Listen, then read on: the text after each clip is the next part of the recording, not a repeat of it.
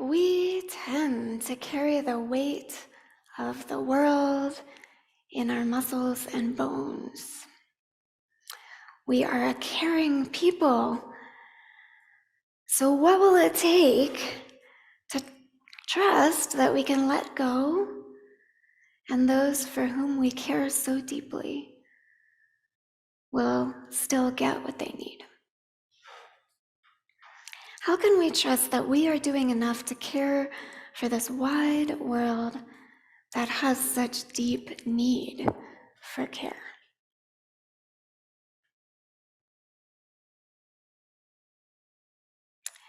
So I have personal embodied knowledge about the frustration and futility of carrying the weight of the world in my muscles and bones as somebody with an incomplete spinal cord injury. So somebody with an incomplete spinal cord injury, the way it works is that there's an interrupted connection between the parts of the body that experience the world through sensation and movement, and the part that needs to know that information in order to make decisions and give instructions.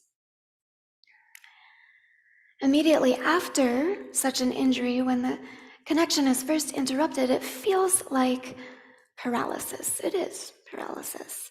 But then over time, some nerves start firing up the muscles again, even when they're not in full communication with the brain. You'd think the muscles would just chill out, waiting for guidance. But no, the default for many of all of our muscles is to do, even when they don't know what to do, which is part of why you're probably carrying a bunch of tension around right now. It's like they get, with a spinal cord injury, it's like they get stuck in a loop that says, go, go, go, do, do, do. And so unable to hear the gentle guidance of the mind to loosen, loosen, many of the muscles of somebody with a spinal cord injury are tense. Those muscles are really trying to help, but their relentless activity is not helpful for the person. I think we can all relate to, if you start from a place of tension and try to move, your muscles get in the way. They're not able to hear what to do, and they block the muscles who can hear from responding fully. So I trust you all. I'm taking the risk of using my own body as a metaphor for community. In community, some people, especially good liberal types, are very serious about doing the good work of the world. But if we're not connected to some sort of guidance or focus, we're just very stressed out and not that effective. So, to continue the metaphor, I want to tell you about recovery from an incomplete spinal cord injury from my perspective. It is a process of relearning through movement. During rehab, my physical therapist moved my legs and told me to move them while he was continuing the motion. I tried, but I felt paralyzed. I really just couldn't do it. And he said, "Good job." And I was like, "Huh? You're just moving my legs for me." It was amazing, though. The next day, I could feel just a little bit of agency in that part of my body. I would imagine doing what he was telling me to do, and it would happen. And over several weeks, we gradually transitioned from him moving my muscles with my help to me moving my muscles with his help, to me moving and him cheering me on. I wouldn't recommend a spinal cord injury, but this is not a tragic story. It's not even a triumphant story about my partial return to normal. It's a story about letting a disruption lead to consciousness. It's about growth. Many of us, not all of us, move our legs as a habit. Many of you don't think about walking, you just do it. But when I was relearning, I had to think through it. The work with my PT was a ritual to help me move intentionally in ways I could not do on my own. Based on the ritual, I developed a routine I could do with less support. And as I did the routine more and more, the movements became habitual. So there was this movement, this process from ritual to routine and into habit. Most of how we live is habit, not just walking, but in relating to each other. So much of the connection we experience in our various communities is habitual. We love each other and we help each other. We just do it without thinking. Even when we get disruptive, we are able to catch ourselves and each other almost by instinct. It's a beautiful thing. Until it doesn't work. In times of conflict or times of transition, change, it's as if our collective nervous system gets disconnected and our habits send us in loops, unable to act in ways we really need to move forward. It may feel like we've been injured in times like that. And we may feel angry at what has injured us. But if we can feel and move through that anger, we might be able to embrace the opportunity to get conscious of what we're doing and why, and consider whether we want to do things differently and how. We can reconnect with our higher purpose and deeper commitments.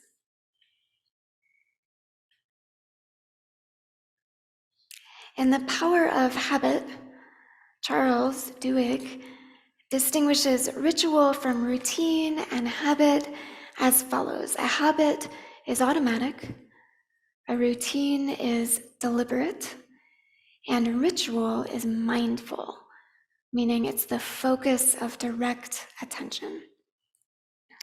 A ritual act is an experience in itself, not just a task to be completed. It's embodied. The ritual I'm bringing to you all today, I'm introducing today, and which will be a theme for the rest of the year, is covenanting. A covenant is a shared understanding, agreement, and commitment. It represents who we choose to be together. When we go through a covenanting process with integrity, we understand our collective identity better, but it's not a static identity. The Latin roots are convenire, to go with. We make covenants not to dig in our heels, but so that we can travel together into the future. As a community, UUFM, we have already made many implicit promises to each other, and we will likely make good on most of them. We find it easy to bless our children, to bundle up our love and toss it into their backpacks. We are confident that to the best of our ability, we will show up and love them in ways that they need. But covenanting asks for more than our confidence. It asks for accountability. A few years ago, the UUA appointed a commission on appraisal to study covenanting. I'm going to show you their report. Here it is, Unlocking the Power of Covenant. And this copy has all of my notes in it, but there's a reference copy in the Allsop Fellowship Hall. So this commission on appraisal defined accountability as the degree to which you can articulate why you do something and can be answerable for doing it. Do you know what you're doing, and are you responsible for it? Accountability is not about punishing someone for doing something bad, but rather, well before we might get there, about developing shared expectations up front about our behavior and allowing everyone to take responsibility for their part in the shared mission. We don't need the threat of punishment when it's common knowledge that we're all in. In a covenantal relationship, everyone is upset about a broken promise, especially the person who broke it. And they will take responsibility for repairing the damage as well as they can. The Unitarian roots of covenant go back to the Cambridge Platform in 1648. I know we feel like a new religious movement and we're classified as that officially, but we've got deep roots. So at that time, 65 Puritan congregations in New England, 21 of whom are now members of the UUA, agreed on two main points. Our gathered fellowships recognize themselves as churches by covenanting together, appointing a minister or pastor, and electing officers. And two, we do not have priests. Everyone has access to God. We are a priesthood of all believers. Unitarians came to understand all believers much more broadly than our cousins. All believers of lots of things. And we ultimately parted ways. We shed the Calvinist theology, but we kept the congregational polity. Though we let go of covenantal relationships with some of our original partners, we stayed true to the practice of covenanting. The kind of covenant embraced by our Puritan ancestors and brought forward into our religious movement now was radically horizontal. The Puritans were returning to the roots of Christianity as described in the letters by Paul and the book of Acts, with small groups led by ordinary folks, which is what we were 62 years ago and still are. By using the term covenant, the Puritans were not talking about the vertical covenants like the Ten Commandments or the promises made by God to Noah and Abraham, and they weren't talking about certainly later Catholic creedal covenants that placed Jesus and then priests as mediators between the people and God. Instead, they were referring to horizontal covenants in the Hebrew Bible, that is, agreements between people, which were promises about behavior. Stories of these horizontal covenants were written down before the stories about the vertical covenants were written down. Unitarian Universalists make four kinds of covenants with each other these days. We make aspirational covenants. They're written as poetry and often recited during worship and shared with new members. We don't have one of these, but the UU Fellowship of Salina does. They say it aloud every Sunday. It is an adaptation of a common one written in 1933. It goes, their version is, "Love is the doctrine of this church. The quest for truth is its sacrament, and service is its prayer. To dwell together in peace, to seek knowledge in freedom, to serve humanity in fellowship, to the end that all souls shall grow into harmony with the divine. Thus do we covenant with one another." So this aspirational covenant has a bunch of verbs in it. Dwell, seek, serve. Okay, aspirational. Second, there are covenants of right relations. UUFM created and agreed to one, I believe in 2009. And it's on our website and it's hanging on the wall in the Allsop Fellowship Hall. It explains how we want to behave together, and it includes practices for returning to covenant if we falter. Behavioral covenants are created together by small groups.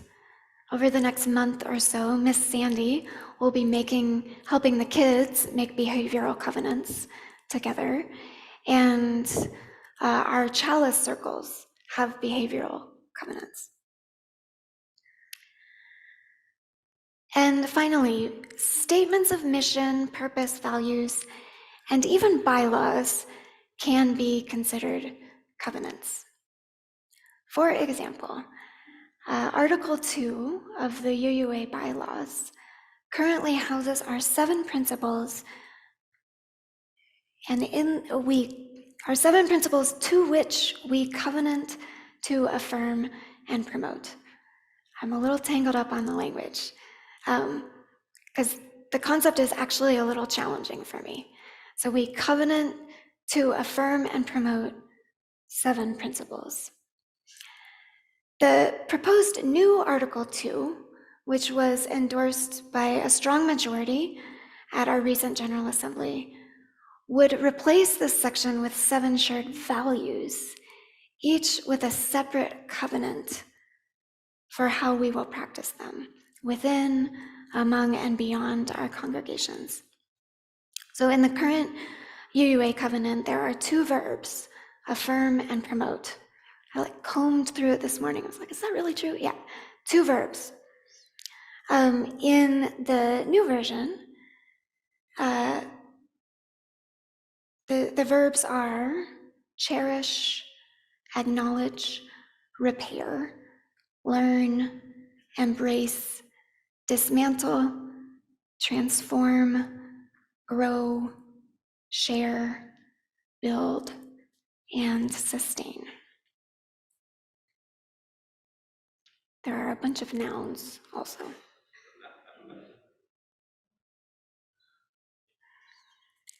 The goal of covenanting is to come together as a community to get clear on how we together carry out our mission and care for each other.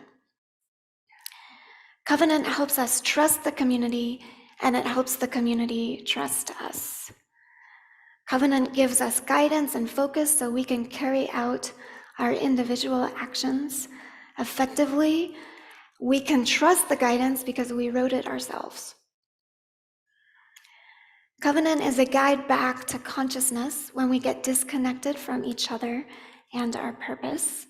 It asks others to tell us when we faltered and protects us from shame. If we break our promises, we're not exiled, we're not hastily forgiven, we're treated as worthy of the responsibility to repair the damage. Covenant is especially helpful during times of change or times of conflict. It helps us work together with explicit norms. And if we decide we don't like the norms, it's a starting point for conversation.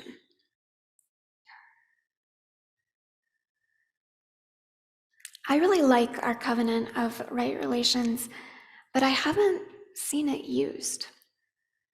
I've been here for almost 2 years, and what I've noticed is that when our members are uncomfortable or angry, they rely on their own habits and unspoken community norms, and they haven't referred to the covenant. It's turned out okay, but it robs us all of the opportunity to grow together through covenant. I think we would benefit from an aspirational covenant, an expression of how we want to be together with verbs, something we'd be proud to say, or better yet, sing on Sunday mornings. Okay, I'm winding down here. Earlier, I used a body as a metaphor for community. The early Christian Paul spoke of the church as the body of Christ, noting that each part has a unique contribution to make. I'm doing something different. I'm not taking for granted the routine functioning of a so-called normal body, but I'm honoring the power of active recovery from injury as a metaphor for the ritual of covenanting. The church of our vision isn't a normal, symmetric body, each part calmly doing its part, submissive to a head telling it what to do. Right? I mean, that's not us. We are more interesting. We are transforming. We are flesh animated by neurons more numerous than the stars. Those neurons connecting in fresh constellations. We are stardust, relentlessly recovering from the constant injury of living as humans in an imperfect world. Never returning to normal, but always returning to our purpose, which is larger than a single human life. If we are true to that purpose, conscious of the learning and unlearning we must undergo in pursuing it, our promise will change us. Covenanting is the ritual of promising to show up for this change, even when we don't know what we're doing and we feel like we're not doing anything. Covenanting allows us to trust the process because we trust each other.